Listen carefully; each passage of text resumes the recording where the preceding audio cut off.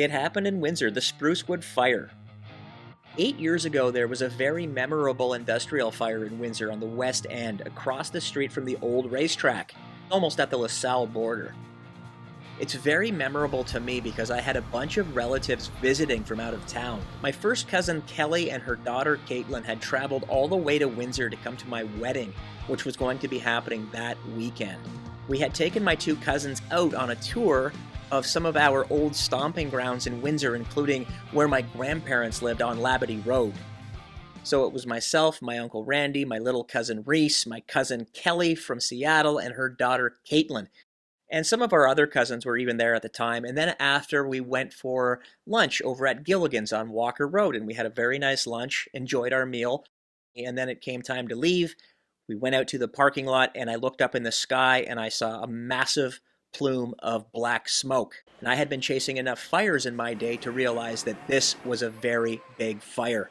So unfortunately for all my relatives, I happened to be driving that day. So everybody got into my minivan, and instead of taking all my relatives home or to their hotel where they were staying, I said, hey, do you guys want to go see where that smoke's coming from? And they agreed. They were just along for the ride, really. And so we headed onto Walker Road, got on the expressway, and just started heading west, and the smoke was not going away. In fact, it was getting bigger and bigger. Luckily, I had a camera with me. I passed it over to my uncle, and he filmed large portions. Oh, we just go for lunch, and then we're chasing a fire. Here, I got the Freed sign in it. Fire sale at Freed's.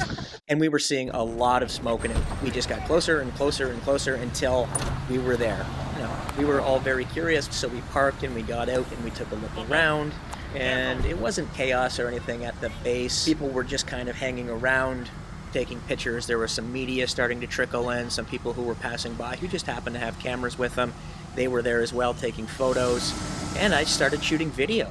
And one of the beautiful things about the video is, I didn't get the most beautiful shots of the plumes and all that, but one of the things that I was able to capture with the video was some of the explosions that were happening.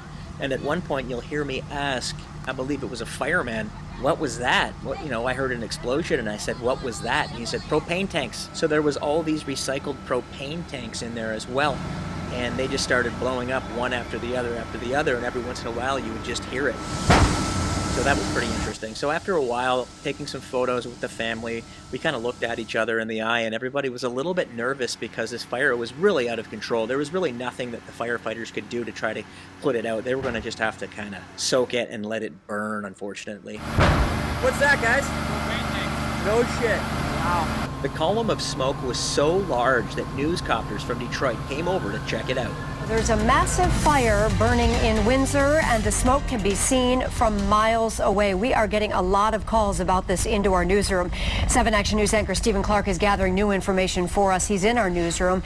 Tell us what's going on, Stephen. Yeah, we're getting a ton of tweets and phone calls and emails from all over the region wondering what that huge dark black cloud is. So let's take a look right now. Chopper 7 is over the scene right now in Windsor. This is a plastics chemical warehouse on fire. We're told it is called Sprucewood Industries. The plume of smoke again is visible from as far away as Plymouth. We're even hearing from people in Plymouth who can smell the smoke.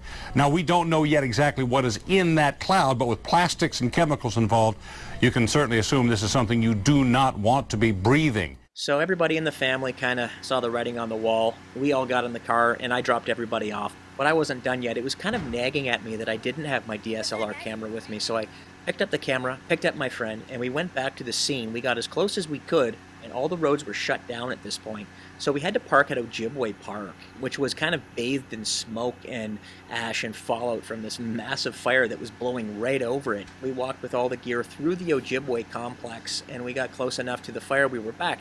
We were at the McDonald's, we were in the parking lot, we could see all the firefighters and the perimeter that they had set up, and the police were there. Everybody had masks on. It was really, really wild, and we stayed for a good long while. At this point, things were kind of under control. It wasn't as serious as it had been, obviously, and that was pretty much it. And the whole time I was a little bit worried about some of the exposure to some of that smoke that we might have inhaled. I was getting married that week after all, but the wedding went off with a hitch, and everybody was happy. We ended up having a good time, and we laughed about it, and it gave us a memorable story to have with those visiting relatives from Seattle, because we still talk about it to this day. It was just one of those stories, and a lot of people have forgotten about it, but at the time it was a big deal. Eventually, the fire was deemed to be an arson. I'm not sure that they ever caught anyone. I'll take a peek at our radar now again, and we'll show you what this looks like. And coming soon to What Happened in Windsor. Do you remember where you were when the Windsor Raceway burnt down? I remember where I was. That episode is coming soon to What Happened in Windsor, so if you haven't already, please subscribe to my YouTube channel. That's Michael Evans, Windsor, Ontario. And if you have any ideas for an episode of It Happened in Windsor, please let me know in the comments section. Thanks for watching.